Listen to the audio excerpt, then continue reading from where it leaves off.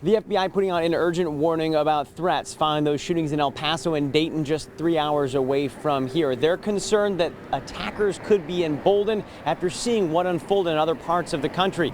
I went to one expert to discuss what we should know and what's most concerning right now. I don't know that we're certainly at a point where we can stop these types of things. There's too many moving pieces. Andy Bartnowick is a former FBI special agent, now working in the private sector offering risk assessment.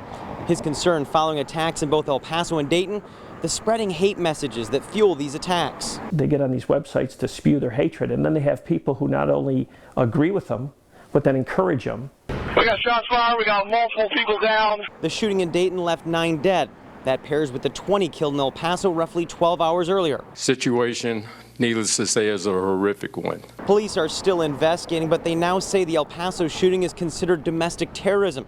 According to the FBI, in the early 2000s, our country averaged 6 active shooter incidents a year. By 2017, that number was multiplied by 5. We have a manifesto from this individual that indicates to some degree it has a nexus to potential hate crime. That racist manifesto aiming hate towards immigrants posted online shortly before that shooting in El Paso. Do you think people that are close to these future shooters would see something that would lead them to believe to maybe throw up a warning flag and reach out and say, hey, this doesn't look right?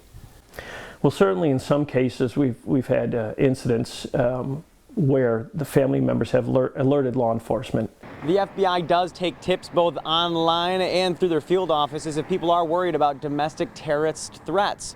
Of course, they are worried about that again because of these latest 2 shootings. They say it could spur more attacks. We have more information at WXYZ.com.